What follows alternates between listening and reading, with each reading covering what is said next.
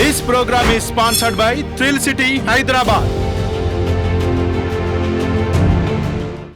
నమస్తే, welcome to up front news. బులెటిన్ల ముందుగా హెడ్లైన్స్. వరద బాధితులకు ఇవాళ పరిహారం చెల్లింపు నేరుగా ఖాతాలో జమ చేయనున్న ప్రభుత్వం.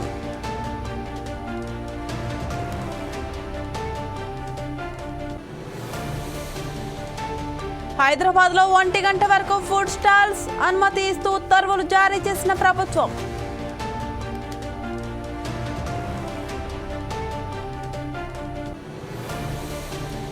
సూర్యాపేటలో సాగర్ 7వ కాలువకు గండి మరమ్మతులు పరిశీలించిన మంత్రి ఉత్తమ్.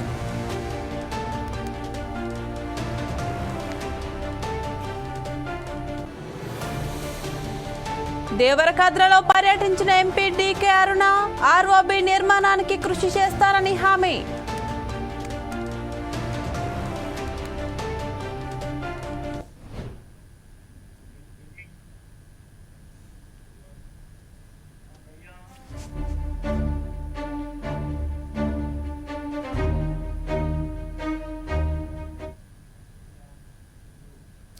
వరదలకు తీవ్రంగా నష్టపోయిన బాధితులకు రాష్ట్ర ప్రభుత్వం ఇవాళ పరిహారం విడుదల చేయనుంది.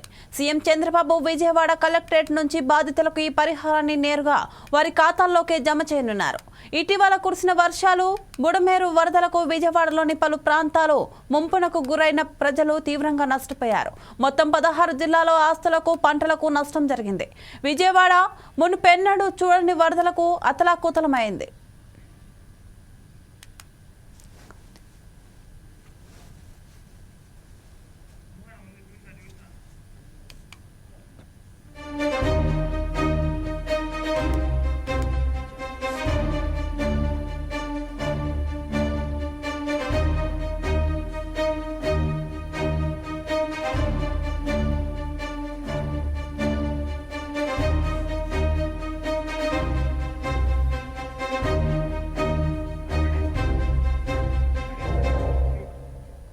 దీంతో 10 రోజుల పాటు విజయవాడ కలెక్టరేట్ నే సీఎం సచివాలయంగా మార్చుకుని యుద్ధ ప్రాతిపదికన సహాయ చర్యలు అందేలా యంత్రాన్ని చంద్రబాబు నడిపించారు.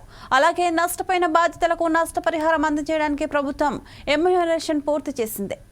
బాధితులకు నష్టపరిహారం ప్యాకేజీని సీఎం చంద్రబాబు నాయుడు ఇప్పటికే ప్రకటించారు.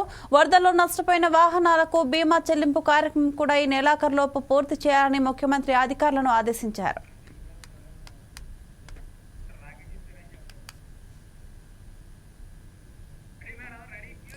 దీనిపై మరింత సమాచారం మా ప్రతినిధి రాకేష్ అందిస్తారు. రాకేష్, చెప్పండి. శ్రీలంక వరద బాధితులకు అయితే నేడు పరిహారం అయితే చెల్లించనుంది ప్రభుత్వం.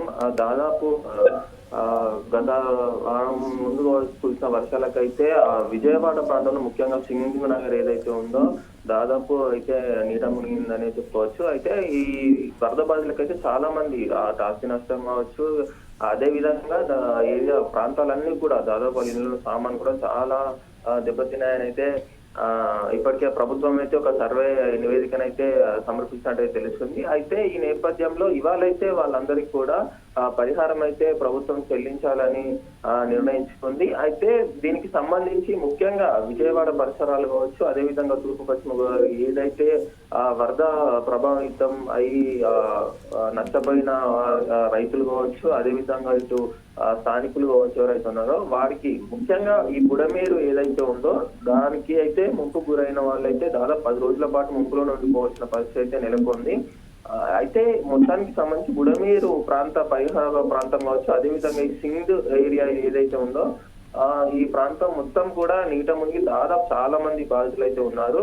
వారికి అయితే ఇవాళ ప్రభుత్వం అయితే నష్టపరిహారం ఇచ్చింది. అయితే విజయవాడ కలెక్టరేట్ నుంచి అయితే బాధితులకు అయితే ఈ పరిహారాన్ని చంద్రబాబు గారు అయితే సీఎం చంద్రబాబు అయితే ప్రారంభించనున్నారు. ఈ పరిహారం కూడా నేరుగా చెక్ రూపంలో కాకుండా అకౌంట్ డైరెక్ట్ అకౌంట్ లోనే నేరుగా అకౌంట్ లోనే బాధితులకైతే చేరున్నట్లయితే తెలుస్తుంది. అయితే దాదాపు 4 లక్షల మంది బాధితులకు రూపాయలు 597 కోట్ల పరిహారం అయితే రాష్ట్ర ప్రభుత్వం ఇప్పటికే ప్రకటించింది. అయితే వారి అకౌంట్ లో అయితే నేరుగా అయితే ఈ అమౌంట్ పడుతుంది. అయితే రాష్ట్ర వ్యాప్తంగా కూడా 4 లక్షల మందికి, అదేవిధంగా విజయవాడలో 1.5 మంది, అంటే మొత్తం రాష్ట్రంలో పోల్చుకుంటే ముఖ్యంగా విజయవాడలోనే దీని ప్రభావం ఎక్కువ ఉండడంతో 1.5 మంది విజయవాడలోనే ఉన్నారు. ఈ బాధితులందరికీ కూడా వరద సాయం అయితే అందించాలని అయితే ప్రభుత్వం నిర్ణయించింది.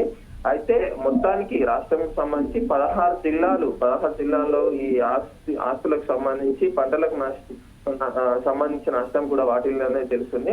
అయితే ముప్పు ప్రభావిత ప్రాంతాలకు సంబంధించి 179 సచివాలయ పరిధిలో అత్యంత పారదర్శకంగా అయితే ఈ నష్ట గణన ప్రక్రియను అయితే సర్వే అయితే అధికారులు అయితే పూర్తి చేశారు. ఈ నివేదిక సమర్పించారు. అయితే ఈ విషయాలను కూడా ఇప్పటికే జిల్లా కలెక్టర్ సృజన కూడా ఒక ప్రకటనలో అయితే తెలిపారు. అయితే వరద బాధితులకు నష్టపరిహారం సంబంధించిన ప్యాకేజ్ ని కూడా ఇప్పటికే సీఎం చంద్రబాబు అయితే ప్రకటించిన విషయం అయితే మనకు తెలిసిందే. అయితే వరదల్లో నష్టపోయిన వాహనాలకు కూడా బీమా చెల్లింపు ఏదైతే ఉందో అదే లైఫ్ ఇన్సూరెన్స్ కు సంబంధించిన చెల్లింపులు ఏవైతే ఉన్నాయో అవి కూడా దాదాపు ఈ నెల ఆఖరులోగా పూర్తి చేయాలని కూడా సీఎం చంద్రబాబు అయితే ఆదేశించినట్లయితే తెలుస్తుంది. శ్రీలత, రాకేష్, ఇప్పుడు ఈ నష్టపరిహారం చెల్లింపు ఎన్ని రోజుల్లో పూర్తి అవ్వబోతుంది అండ్ దీనిపైన ప్రజలు ఎలా స్పందిస్తున్నారు? ఇప్పటికైతే ఇవాళ అయితే ప్రారంభిస్తున్నారు. దాదాపు అందరికి ఒకేసారి అంటే ఇప్పటికే వరద బాధితులకు సంబంధించి కూడా చాలా విరాళాలు అయితే సీఎం రిలీఫ్ ఫండ్ అయితే వచ్చాయి. ఇది కాకుండా కూడా ప్రభుత్వం కూడా కొంత నగదును అయితే జమ మొత్తానికి కలిపి ఆ విరాళాలతో కలిపి ప్రభుత్వం ఇచ్చే నగదుతో కలిపి దాదాపు అందరికీ ఒకే విడతలో వేయాలని కూడా ప్రభుత్వం అయితే యోచిస్తుంది. అంటే మొత్తం దాదాపు నాకు కలెక్టర్ గా చెప్పిన వివరాల ప్రకారం అయితే విజయవాడకు సంబంధించిన ప్రాంతంతో పాటు ఆ రాష్ట్ర వ్యాప్తంగా కూడా ఒకే విడతలో వేస్తారన్నట్టు కూడా అయితే అటు ప్రకటించారు. అధికారికంగా మాత్రం చెప్పినప్పటికీ దాదాపు 4 లక్షల మంది బాధితులు ఉన్నట్లయితే కూడా ఇటైతే తెలుస్తుంది. అయితే ఇప్పటికే దీనిపై కూడా ప్రజలైతే మంచిగానే స్పందిస్తున్నట్లయితే తెలుస్తుంది. బాధితులకైతే భారీ ఊరట అనే చెప్పుకోవచ్చు. దాదాపు సీఎం చంద్రబాబు కూడా వరద ముంపు ప్రాంతాల్లో దాదాపు 10 రోజుల పాటు అక్కడే ఉండి కూడా ప్రతి విషయాన్ని కూడా పర్యవేక్షించారు. అదే విధంగా వారికి నష్టపరిహారం దిశ కూడా త్వరితగతిన చర్యలు అయితే చేపట్టారని చెప్పుకోవచ్చు. వరదలు జరిగి కొద్ది రోజులు అవుతున్న నేపథ్యంలోనే అటు సీఎం కావచ్చు, అధికారులు కావచ్చు తీవ్ర స్థాయిలో ముమ్మరంగా చర్యలు చేపట్టి కూడా త్వరగానే వేయడంతో ఇటు ప్రజల నుంచి కూడా హర్షాతిరేకలు అయితే వ్యక్తమవుతున్నాయని తెలుస్తుంది. శ్రీలత, రాకేష్, ఒక్కొక్క కుటుంబానికి ఎంత మొత్తంలో చెల్లిస్తున్నారు? దాదాపు 20,000 రూపాయలు అయితే చెల్లిస్తున్నారు. అయితే ఇదే కాకుండా కూడా వాళ్లకు ఇప్పటికే దాదాపు వరదల ప్రభావంతో వాహనాలు కూడా పాడైపోయాయి. ఆ వాహనాలకు సంబంధించిన లైఫ్ ఇన్సూరెన్స్ ఏదైతే బీమా అది కూడా ప్రభుత్వం ఇప్పటికే చర్యలు చేపట్టింది. ఈ నెలాఖరులోపు అది కూడా పూర్తి అవకాశాలు అయితే ఉన్నాయి. అంటే ఈ 20,000 కాకుండానే అటు వాహన ఇన్సూరెన్స్ కూడా లభిస్తుంది కాబట్టి కొంత మేరకు బాధితులకైతే ఊరట లభించినట్టే తెలుసుకోవచ్చు. Okay, thank you Rakesh.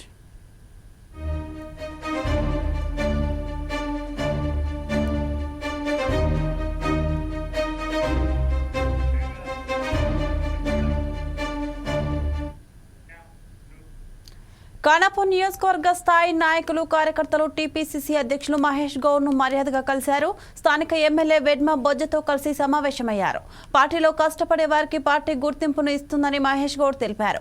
రాబోయే రోజుల్లో స్థానిక సంస్థలో గెలుపు కోసం కృషి చేయాలని పిలుపునిచ్చారు.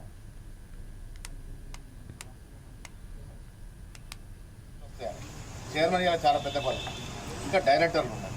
సో ఈ రకంగా రేపు వచ్చే ఎన్నికలు ఏంటి, సర్పంచులు, ఎంపీటీసీలు, ఎంపీపీలు, జెడ్పీటీసీలు, జెడ్పీ చైర్మన్, కోఆపరేటివ్ సెక్టర్, ఇవన్నీ కూడా భర్తీ చేయాల్సిన అవసరం ఉంది. కొంత రిజర్వేషన్ వల్ల బీసీలు ఇలా అందరూ అడుగుతున్నారు కాబట్టి ఆ సెన్సస్ సర్వే కావాలని దానివల్ల కొద్దిగా డీలే అవుతుంది. ఒక 3 నెలలు 4 నెలలు డీలే అవుతుంది. తర్వాత ఎన్నికలు అన్నీ వస్తాయి, సర్పంచ్ వస్తాయి, జెడ్పీటీసీలు వస్తాయి, ఎంపీపీలు వస్తాయి, అన్నీ వస్తాయి. మీలో కూడా చాలామంది ఆ సత్తా ఉన్న నాయకులు ఎలక్ట్ అయ్యే అవకాశం ఉంది. ఆ ఎలక్ట్ అయ్యే దాంట్లో కూడా ప్రజలు సత్సంబంధాలు ఉండి పక్కా గెలుస్తామన్న క్యాండిడేట్కి ఇవ్వాలని మా ఆలోచన. ఒత్తిళ్ళు ఉంటాయి, ఒత్తిళ్ళు తలగకుండా కొంత కార్యకర్తల్లో మమ్మకమే ఉండి పనిచేసుకుంటూ ఇవ్వాలని. నేను పీస్ ప్రెసిడెంట్ అయినా, మీరు నమ్మరు, ఈ లాన్ నేను అయిన తర్వాత 15 రోజులు లాన్ కరకలు ఆగింది. ఎందుకు వచ్చారు జనం, అలాంటి కార్యకర్తకు ఇలా పదవి వచ్చింది. కార్యకర్తతో మమేకమైన వ్యక్తికి పదవి వచ్చింది, మమ్మల్ని పలకరించే నాయకుడు పదవి వచ్చింది. ఆ పక్షులంతా కూడా ఆనాడు ఎన్ఎస్ఏలో పనిచేసిన వాళ్ళు, యూత్ కాంగ్రెస్లో పనిచేసిన వాళ్ళు, సేవాదాల్లో పనిచేసిన వాళ్ళు, ఎస్సీ, ఎస్టీ, బీసీ, మైనార్టీలు ట్రైబులు గుంపలు కట్టుకొని వస్తున్నారు. ఎందుకు వాళ్ళకు ఉత్సాహం ఒక కార్యకర్తకు వచ్చింది, రేపు మాకు ఇలాంటి అవకాశం వస్తుంది. ఇలా అందరూ కూడా నేను రేవంత్ రెడ్డి గారు రిజల్యూషన్ చేసి సరైన వ్యక్తికి తీసుకోండి ఇచ్చినందుకు పెద్దల్ని థ్యాంక్ యూ. సిఎల్పీలో రిజల్యూషన్ చేయడం ఎప్పుడు జరగలేదు. ముఖ్యమంత్రి సాక్షాత్ ముఖ్యమంత్రి రిజల్యూషన్ మూవ్ చేసిండు. మీరందరూ సపోర్ట్ చేయండి, రిజల్యూషన్ ఢిల్లీకి పంపాలి. సో కష్టపడితే ఏదో ఒక చోట అవకాశం. నాకు కూడా చాలా సమయం పట్టింది. 83లో జిల్లా ఎన్ఎస్సీ ప్రధాన కార్యదర్శి, 83లో 84 ఇందిరాగాంధీ చనిపోయింది. నేను రాహుల్ గాంధీ గారికి 4 ఫోటోలు చూపించిన. ఇందిరాగాంధీ 76 నేను 5వ తరగతి ఉన్నప్పుడు మా అమ్మ అక్కతో పోతే ఫోటో దిగినాం. అప్పుడు ఇందిరాగాంధీ ఢిల్లీకి టూరిస్టులు ఎవరు వస్తే బస్సులో వెళ్తే ఫోటోలు దిగేది. నన్ను చేత పడుకొని ఫోటో దిగింది. రాహుల్ గాంధీ చలించిపోయింది ఆ ఫోటో చూసి. అప్పుడు రాజకీయాలు లేని నేను 5వ తరగతి చదువుతున్నా. తర్వాత రాజీవ్ గాంధీ గారు నన్ను ఎన్ఎస్సీ ప్రెసిడెంట్ అపాయింట్ చేశారు. ఆ లెటర్ చూపించిన. ఇవన్నీ చూస్తే రాహుల్ గాంధీ ఇంప్రెస్, అంటే గాంధీ ఫ్యామిలీతో అటువంటి అటాచ్మెంట్ ఉంది మనకు. అందుకే ప్రెసిడెంట్ చేయగలిగినాను. ఎన్ఎస్సీ యూత్ కాంగ్రెస్ పనిచేస్తానికి మక్కువ ఎక్కువ. మీకు కూడా నేను కోరేది ఒకటే, ఒక ఎమ్మెల్యే గెలిచింది, దాన్ని వచ్చే కాలం నాటికి మొత్తం చేసుకోవాలంటే ఏంటి, లోకల్ బళ్ళకి వెళ్ళాలి, మొత్తం పెద్ద మనసు చేసుకోవాలి. టికెట్లు చాలామంది అడుగుతారు. నిజంగా కూడా ప్రజలు ఆదరణ కలిగిపోతే గెలిచేవాడిని మనం పెట్టుకోవాల్సి వస్తుంది. ఎందుకంటే కాంపిటీషన్ ఉంటుంది. ఆ రకంగా మీరు ముందుకు పోండి. ఒక ఎమ్మెల్యే ఉన్నాడు ఇవాళ, అన్నిటికీ తానే చేయాల్సి వస్తుంది. అక్కడ రేపటి ఉంది ఆదిలాబాద్ ఇంప్రూవ్ చేసుకోవాల్సిన అవసరం ఉంది. ఆదిలాబాద్ ప్రజలు చాలా ప్రేమగల ప్రజలు, కానీ దురదృష్టం మనం దూరమైన. ఇప్పుడు కాంగ్రెస్ పార్టీని ఆదిలాబాద్లో పునాదులు వేసుకోవాల్సిన అవసరం ఉంది. నా ప్రథమ కర్తవ్యం కూడా మీ పక్క జిల్లా వాడిని, నిజామాబాద్ జిల్లా. ఆదిలాబాద్ ప్రాణం. కుక్కట్పల్లి నుంచి కేటీఆర్ మాట్లాడుతున్నారు. ఇప్పుడు లైవ్ చూద్దాం.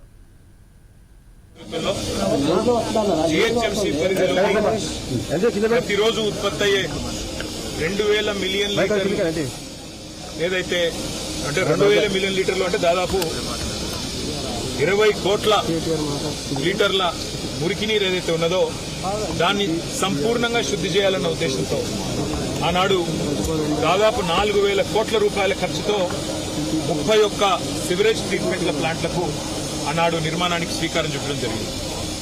ఆ 31 సివరేజ్ ట్రీట్మెంట్ ప్లాంట్ల నిర్మాణం పూర్తి చేసి భారతదేశంలోనే ఏకైక నగరం 100% సివరేజ్ ట్రీట్ చేసే ఏకైక నగరంగా హైదరాబాద్ని మార్చాలనే ఒక బృహత్తర సంకల్పంతో పెద్దలు కేసీఆర్ గారి ఆశీర్వాదంతో ఈ కార్యక్రమాన్ని తీసుకోవడం జరిగింది.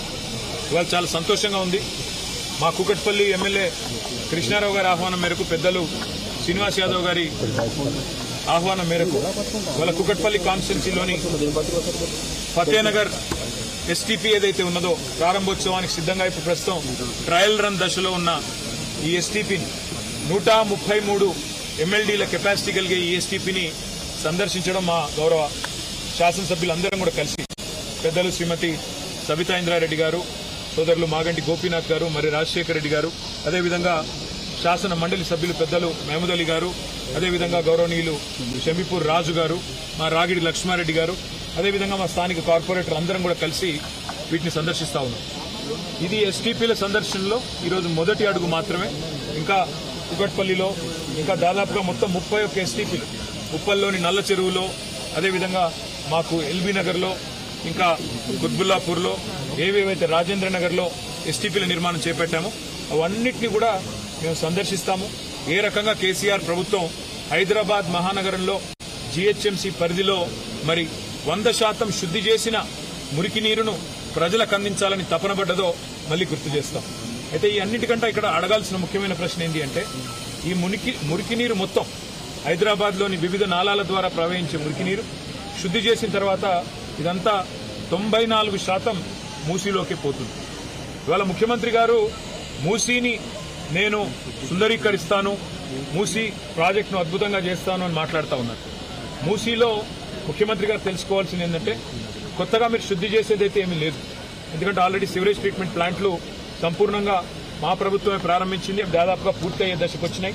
మీరు డబ్బులు ఇస్తే ఇంకో 2-3 నెలల్లో మొత్తం పూర్తయిపోతాయి. మరి 4000 కోట్లు ఖర్చు పెట్టి మొత్తం 100% సివరేజ్ ట్రీట్మెంట్ అయిపోయిన తర్వాత మరి వాళ్ళ ముఖ్యమంత్రి గారు ఆయన మంత్రివర్గం మాట్లాడుతున్న మాటలు, మూసీ ప్రాజెక్టు కోసం 1,50,000 కోట్లు ఖర్చు పెడతామని ఒకసారి, 50,000 కోట్లు అని మరొకసారి, 70,000 కోట్లు అని మరొకసారి ఏవైతే మాట్లాడుతున్నారో ఈ మాటలు చూస్తూ ఉంటే మాకు అనుమానం వస్తూ ఉన్నది. ఎందుకంటే అసలు ఉద్దేశం మూసి సుందరీకరణనా లేక ఇంకేదన్నా ఉన్నదా అనేది కూడా ప్రజల్లో కూడా అనుమానాలు కలుగుతా ఉన్నాయి. కాబట్టి నేను రేవంత్ రెడ్డి గారికి మున్సిపల్ శాఖకు కూడా చెప్పేదల్లా ఒకటే, మీరు ఆల్రెడీ కేసీఆర్ గారు ఏదైతే మంచిగా వడ్డిచ్చిన విస్తరలాగా మీకు అన్ని పంచపక్ష ప్రమాణాలు పెట్టి మీకు అసలు ఒక ఇల్లు కట్టలేదన్నారు. నాకు ఆశ్చర్యం అనిపించింది.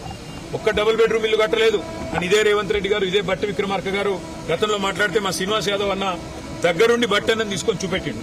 ఎక్కడెక్కడ ఇల్లు కట్టిన 1,00,000 ఇళ్ళని చూపెట్టిండు. నిన్న ముఖ్యమంత్రి గారు స్టేట్మెంట్ ఇచ్చినారు, మూసీలోని 11-12 వేల ఆక్రమణలున్నాయి, వాటిని తొలగించేదానికి డబుల్ బెడ్రూమ్ ఇల్లు ఇస్తామని.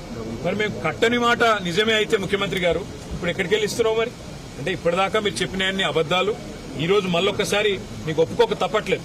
కేసీఆర్ గారు చేసిన పని, మా అక్క నేతృత్వంలో, సబితా గారి నేతృత్వంలో 14,000 ఎకరాలు మేము హైదరాబాద్ ఫార్మా సిటీకి అని సేకరిస్తే ఇవాళ ఫార్మా సిటీ రద్దని, ఫ్యూచర్ సిటీ అని, ఇంకోటని ఇవాళ రకరకాల డ్రామాలు అక్కడ.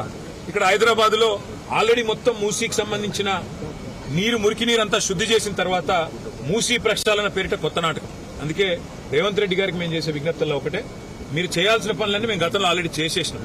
ఇప్పుడు మీరు చేయాల్సిన పని ఏంటంటే మీరు ఇచ్చిన 6 గ్యారంటీలు అమలు చేయండి. మీరు చెప్పిన 4,000 పెన్షన్ వెంటనే అందించండి, తులం బంగారం వెంటనే అందించండి, అదేవిధంగా మహిళలకు 2,500 రూపాయలు ఇస్తున్నారు, అది వెంటనే అందించండి, ఇచ్చిన రుణమాఫీ హామీ వెంటనే నెరవేర్చండి. ఇంకో 6 రోజుల్లో సీజన్ అయిపోతుంది వానాకాలం, రైతు భరోసా వెంటనే వారి ఖాతాల్లో ఇవ్వండి. అంతేగాని ఈ పబ్లిసిటీ స్టంట్లతోని ఎక్కువ రోజులు మీరు మాయ చేయలేరు. హైదరాబాద్ ప్రజలకు స్పష్టంగా తెలుసు మేము చేసిన పని. ఇక్కడ బాగు చేసిన శ్మశాన వాటికలు, ఇక్కడ బాగు చేసిన మురికి నీరు, ఇక్కడ కట్టిన కమ్యూనిటీ హాల్స్, ఇక్కడ కట్టిన లైబ్రరీలు, ఇక్కడ వేసిన లింక్ రోడ్లు, ఇక్కడ కట్టిన ఫ్లైఓవర్లు, అండర్ పాస్లు, పార్కులు ఒకటి కాదు. ఇవన్నీ చూసి వారు మన ఎమ్మెల్యే గారు గుర్తు చేస్తా ఉన్నారు. ఒక ఈ ఫతేనగర్ ఎస్టీపీకే 300 కోట్ల పైచిలకు రూపాయలు మేము ఖర్చు పెట్టాం. అక్కడ అదేవిధంగా ఇక్కడ ఫతేనగర్ బ్రిడ్జికి కూడా 60 కోట్లు మంజూరు చేశాం. కానీ డబ్బులు ఇస్తే కూడా ఇప్పుడు విడుదల చేయకుండా సాగుతున్న పనులను కూడా ఇవాళ ఆపే ప్రయత్నంలో మీరున్నారు. అందుకే రేవంత్ రెడ్డి గారికి విజ్ఞప్తి చేసేది, గిమ్మిక్కులతో కాలం వెలదీయకుండా గత ప్రభుత్వం చేసిన మంచిని మంచిగా ప్రజలు గుర్తిస్తారు, గుర్తిస్తూనే ఉంటారు. మేము ఇవాళ ఒక ఎస్టీపీని సందర్శిస్తున్నాము. మొత్తం మిగతా నగరంలోని అన్ని ఎస్టీపీలు కూడా మా శాసనసభ్యుల బృందం తిరుగుతుంది, ప్రజల దృష్టికి తీసుకొస్తుంది. తప్పకుండా మూసీలో జరుగుతున్న కుంభకోణాన్ని కూడా మేము గమనిస్తా ఉన్నాం. పాకిస్తాన్ కి సంబంధించిన కంపెనీలకు ఇవాళ మీరు కట్టబెట్టే ప్రయత్నం చేస్తా ఉన్నారు. ఇవన్నీ కూడా ప్రజలు కూడా గమనిస్తా ఉన్నారు. తప్పకుండా అన్ని విషయాలు కూడా భవిష్యత్తులో ప్రజల దృష్టికి తీసుకొస్తాం. ఇవాళ సహకరించిన హెచ్ఎండబ్ల్యూఎస్ అధికారులకు, సకాలంలోనే పూర్తి చేసిన మరి ఇక్కడ పనిచేసిన కాంట్రాక్ట్ సంస్థకు కూడా నేను అభినందన తెలియజేస్తా ఉన్నా. ఈ నిర్మాణంలో పనిచేసిన కూలీలకి, ఇంజనీర్లకు కూడా హృదయపూర్వకంగా మాజీ మున్సిపల్ శాఖ మంత్రిగా వారికి కూడా నా హృదయపూర్వకమైన ధన్యవాదాలు నేను తెలియజేస్తాను. తర్వాత పాలమూరు రంగారెడ్డి ప్రాజెక్టుపై కాంగ్రెస్ ప్రభుత్వం స్పందించిందని మాజీ మంత్రి శ్రీనివాస్ గౌడ్ తెలిపారు. కాంగ్రెస్ ప్రభుత్వం చర్యలను స్వాగతిస్తున్నామని, ఇప్పటికైనా మిగిలిపోయిన ప్రాజెక్టు పనులు త్వరగా పూర్తి చేయాలని కోరారు. 90% ప్రాజెక్టు పనులు కేసీఆర్ హయాంలోనే జరిగాయని శ్రీనివాస్ గౌడ్ చెప్పారు. పాలమూరు రంగారెడ్డి జిల్లా ప్రాజెక్టు సందర్శించడానికి, పనులను వేగవంతం చేయడానికి మరి నీటిపారుదల శాఖ మంత్రి ఉత్తమ్ కుమార్ రెడ్డి గారు, జూపల్లి కృష్ణారావు గారు, మా ఉమ్మడి జిల్లా ఎమ్మెల్యే అందరూ కూడా వారి కదిలినందుకు, మరి లేటుగా అయినా స్పందించినందుకు వారికి స్వాగతిస్తూ ఒక్కటే తెలియజేస్తా ఉన్నాం. దయచేసి భేషజాలకు పోకండి, విద్వేషాలకు అసలు పోకండి. మా మీద ఉన్నటువంటి కోపంతో పాలమూరు పైన పగ పెట్టుకోకండి దయచేసి. ఎందుకు చెప్తున్నా అంటే, ఏదుల గాని, నార్లాపూర్ గాని, వట్టెం గాని, ఉదండపూర్ గాని, కరివెన గాని, ఇవన్నీ రిజర్వాయర్లు పాలమూరు రంగారెడ్డి జిల్లా ప్రాజెక్టు 90% మేము అమ్ముతామంటే మీ ఈఎన్సీ గారిని రేపు ఎక్కడో దగ్గర సమీక్ష పెట్టి టోటల్ ప్రాజెక్టులో ఎంత పని అయిందో అడగమని చెప్పండి. ఈఎన్సీనే చెప్పండి. దాదాపు 90% పనులన్నీ పూర్తయినాయి. టన్నల్ కూడా 90% టన్నల్ కూడా కరివెన నుంచి ఉదండపూర్ టన్నల్ కూడా కంప్లీట్ అయిపోయింది. టన్నల్ కంప్లీట్ అయింది, రిజర్వాయర్ కంప్లీట్ అయినాయి. ఏదుల నుంచి వట్టె నుంచి ఆడ మోటార్ ఆన్ చేస్తే డైరెక్ట్ గా ఉదండపూర్ వరకు వెళ్ళడానికి ఎక్కడ కూడా అభ్యంతరం లేకుండా ఉంది. కేసీఆర్ గారు పంపు కూడా, మొదటి పంపు కూడా ఆన్ చేసి ట్రయల్ రన్ కూడా చేసి చూపించినాం. ఇక మిగిలినవి ఏంటంటే కాలువలు కూడా టెండర్ మేము పిలిచినాం, మీరు వచ్చిన తర్వాత రద్దు చేసింది. ఇవాళ మీరు చేసిన పని ఏంటంటే, మేము చెప్పిన దానిలో మీరు సద్విమర్శగా తీసుకోండి. ఎందుకంటే తెలంగాణ రాష్ట్రం, తెలంగాణ 10 జిల్లాల్లో అత్యధిక నష్టపోయింది ఉమ్మడి ఆంధ్రప్రదేశ్లో పాలమూరు జిల్లా. 18 మంది వలసలు పోయినటువంటి లక్షల మంది వలస పోయి బయట బతుకుతున్నటువంటి జిల్లా పాలమూరు జిల్లా. దేశంలోనే నిరక్షరాస్యత అతి తక్కువ ఉన్నటువంటిది మహబూబ్నగర్ జిల్లాలోనే. బాల్య వివాహాలు అత్యధికంగా ఇక్కడనే, చైల్డ్ లేబర్ ఇక్కడనే. మరి ఇలాంటి జిల్లాలో నాన్స్తూ ఏళ్ల తరబడి ఉన్నటువంటి పెండింగ్ ప్రాజెక్టులని రన్నింగ్ ప్రాజెక్టుగా చేసి భీమా కావచ్చు, నెట్టెంపాడు కావచ్చు, కల్వకుర్తి కావచ్చు, కోయిల్ సాగర్ దాదాపు లక్షల ఎకరాల సాగును పెంచి ఎండిపోయిన కంకులతో పిండి సంచులు దొరకక చెప్పులను లైన్లో పెట్టి ఎండ నిలబడినటువంటి పరిస్థితి నుంచి ఇటు చూసిన రాసులు ఒడ్లు వండే స్థాయికి తీసుకొచ్చినటువంటి ఘనత 10 సంవత్సరాల్లో పరిపాలించినటువంటి టీఆర్ఎస్ ప్రభుత్వాన్ని. పెండింగ్ ప్రాజెక్టులను రన్నింగ్ ప్రాజెక్టులా చేసి ఆ జిల్లాను లక్షల ఎకరాలు పండించి సస్యశ్యామలు చేసినాం. పాలమూరు రంగారెడ్డి జిల్లా ప్రాజెక్టు ఆ ప్రాజెక్టుతోనే ఈ మహబూబ్నగర్ బాగుపడుతుందని చెప్పి అత్యధికంగా నీళ్లు ఉన్నటువంటి ప్రాంతం నుంచి శ్రీశైల జలాశయంలో కూడా మన వాట ఉంది, కృష్ణా నదిలో మన వాట ఉంది. మన వాట ప్రకారం మనం కింద నీళ్ళని తీసుకోవద్దు, వర్షాకాలం అయిపోయిన తర్వాత కూడా నీళ్లు నిల్వ ఉండేటువంటి 200 పైగా టీఎంసీలు ఉన్నటువంటి ప్రాంతం నుంచి నీళ్లు తీసుకోవాలని ఆలోచన చేసి అక్కడ నుంచి ఉమ్మడి జిల్లా మొత్తం కల్వకుర్తి లిఫ్ట్ ఇరిగేషన్ కూడా ఆ కేలై కాలో కూడా ట్యాప్ చేసి ఉమ్మడి జిల్లా మొత్తం కూడా లక్షల ఎకరాలు దాదాపు 10 లక్షల ఎకరాలు పండే వరకు ఈవెన్ కోయిల్ సాగర్ కూడా గ్రావిటీ ద్వారా నిండే డిజైన్ చేసి మరి 90% పూర్తి అయినటువంటి పనులను 10% పనులు ప్రభుత్వం వచ్చిన కొత్తల్లోనే స్టార్ట్ చేసింటే, లేదా అదే టెండర్లను ఖరారు చేసింటే, లేదా ఆ టెండర్ క్యాన్సిల్ చేసి ఇమ్మీడియట్గా 1 మంత్లో మీరు మీ ప్రభుత్వంలో ఇంకొక టెండర్ పిలిచిన స్టార్ట్ చేసిన ఈ పాటికి ఈ పంటలకే నీళ్ళు వచ్చే అవకాశం ఉన్నటువంటి పరిస్థితి. కనీసం నెక్స్ట్ పంటల కన్నా నీళ్ళు వచ్చేటట్లు చేయండి. మేమందరం కూడా 14 మంది మొత్తం శాసనసభ్యులము, మంత్రులము, ఎమ్మెల్యే అందరం కూడా ఒక ఏకతాటిపై ఉండి 6 రిజర్వాయర్లు, లిఫ్ట్లు, టన్నెల్లు కంప్లీట్ చేసుకున్నాం 90%. ఎక్కడ కూడా వెనుకడుగు వేయలేదు. ఈ రోజు మీరు కూడా అందరు కలిసి ఒక రాజకీయ కోణంలో అరే ఈ కంప్లీట్ చేస్తే ఈ పార్టీకి పేరు వస్తుందనో, లేకపోతే మేము చేసే విమర్శను ఎట్లా మీరు మళ్ళీ విమర్శ చేయాలనో అనే దానిలో పోకండి. 10 నెలల తర్వాత పాలమూరు రంగారెడ్డి జిల్లా హైదరాబాద్లో అన్ని రకాల ఫుడ్ స్టాల్స్ ఉదయం 5 గంటల నుంచి రాత్రి 1 గంట వరకు నిర్వహించుకోవచ్చని తెలంగాణ ప్రభుత్వం ప్రకటించింది. ఫుడ్ స్టాల్స్ కాకుండా ఇతర దుకాణాలకు ఉదయం 9 గంటల నుంచి రాత్రి 11 గంటల వరకు, మద్యం షాపులకు ఉదయం 10 గంటల నుంచి రాత్రి 11 గంటల వరకు ప్రభుత్వం అనుమతినిచ్చింది. ఈ మేరకు Hyderabad police commissioner CV Anand ఉత్తర్వులు జారీ చేశారు.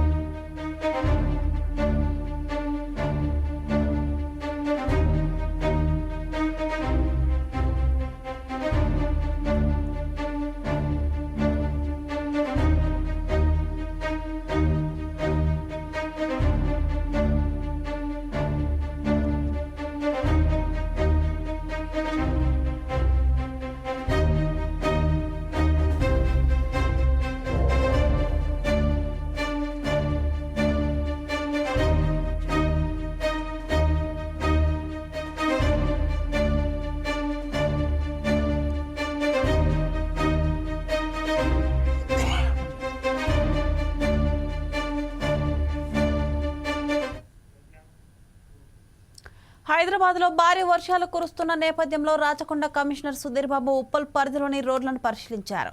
ట్రాఫిక్కు అంతరాయం కలగకుండా ఉండేందుకు సిబ్బందికి పలు సూచనలు చేశారు. వర్షాల్లో కూడా విధులు నిర్వర్తిస్తున్న సిబ్బందిని ఆయన అభినందించారు.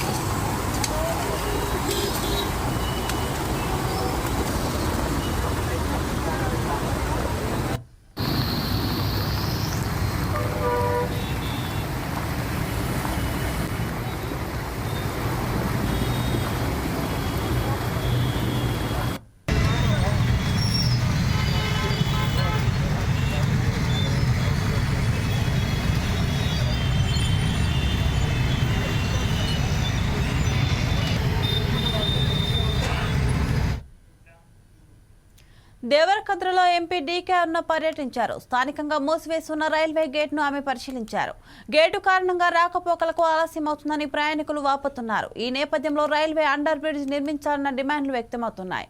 దీంతో ఆర్ఓబీ నిర్మాణానికి కృషి చేస్తానని ఎంపీ హామీ ఇచ్చారు.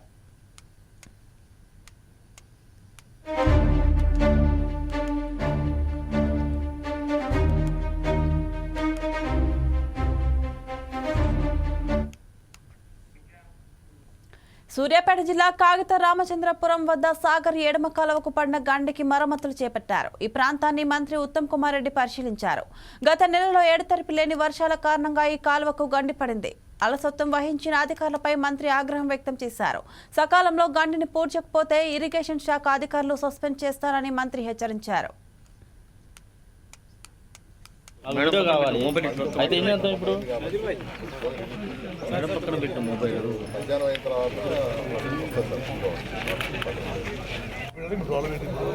కాలువను వదిలిపెట్టడానికి క్రాస్ బండ్ వేయాలి. ఎందుకు డ్రా క్రాస్ బండ్ ఏంటి నీళ్ళు వదిలిపెడితే అందులోకి వెళ్ళిపోతుంది. What is the status of your breach? It is suspended today. I'm telling you this. The unfit to be a chief engineer. How many days it will see the breach? You come there now. Hello.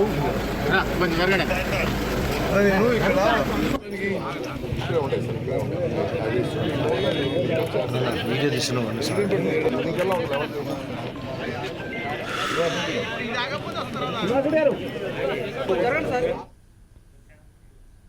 హైదరాబాద్లోని మోండా మార్కెట్లో జీహెచ్ఎంసీకి చెందిన పురాతన భవనం కూలి 6 tailor షాపులు దెబ్బతిన్నాయి. ఆ ప్రాంతాన్ని మాజీ మంత్రి తలసాని శ్రీనివాస్ యాదవ్ పరిశీలించారు. బాధిత కుటుంబాలను ఆదుకోవాలని ఆయన ప్రభుత్వాన్ని కోరారు. బాధిత కుటుంబాలకు ఒక్కొక్కరికి 20,000 రూపాయల ఆర్థిక సహాయాన్ని వ్యక్తిగతంగా అందిస్తానని ఆయన ప్రకటించారు.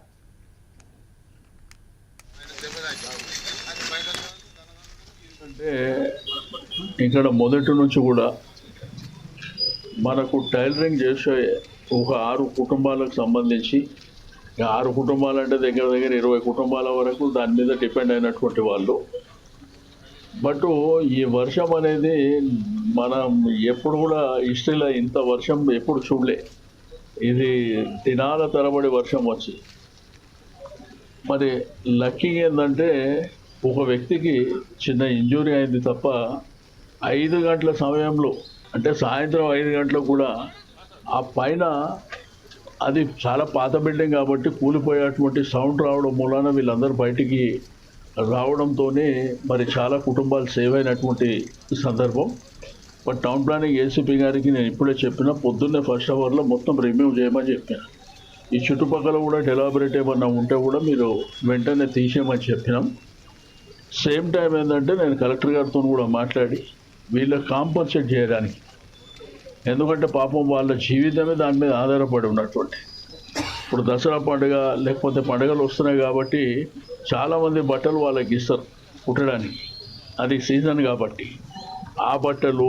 రెండోది వాళ్ళకు ఉన్నటువంటి కుట్టు మిషన్లు కానివ్వండి లేకపోతే ఇంకా వేరే ఏదైతే ఆ మెటీరియల్ ఉంటుందో అవన్నీ పోయినాయి, ఎందుకంటే మొత్తం కూలిపోయింది కాబట్టి మరి వీళ్ళకు ఏ పద్ధతిలో కాంపన్సేట్ చేస్తారో మరి నేను కలెక్టర్ గారితో మాట్లాడి తప్పకుండా వీళ్ళందరికీ కాంపన్సేట్ చేయాలి. నేను కూడా పర్సనల్గా వాళ్ళని ఆదుకుంటా డెఫినెట్గా, ఎందుకంటే పాపం పేద కుటుంబాలు మధ్యతరగతి కుటుంబాలు వాళ్ళ జీవన ఆధారమే అది. ఇవాళ రేపు ఏంటంటే మనకు అంతా రెడీమేడ్ వచ్చిన తర్వాత బయటి రాష్ట్రాల నుంచి బయటి దేశాల నుంచి రెడీమేడ్ బట్టలు వచ్చిన తర్వాత అసలు కనీసం ఇలా జీవితం అనేది దుర్భరమైనటువంటి పరిస్థితిలో ఉన్నది. ఎందుకంటే వాళ్ళకు ఒకప్పుడు దసరా పండుగ వస్తుందంటే చాలామంది మేము చిన్నప్పటి నుంచి ఇక్కడ చూస్తే ఎంతోమంది టైలర్ దగ్గరికి వెళ్ళి బట్టలు ఇస్తుంటే, ఎందుకంటే వాళ్ళ కుట్టుడుతోనే. ఇవి బులెటిన్ అప్డేట్స్. మరో బులెటిన్లో మళ్ళీ కలుద్దాం. అంతవరకు సెలవు, నమస్తే.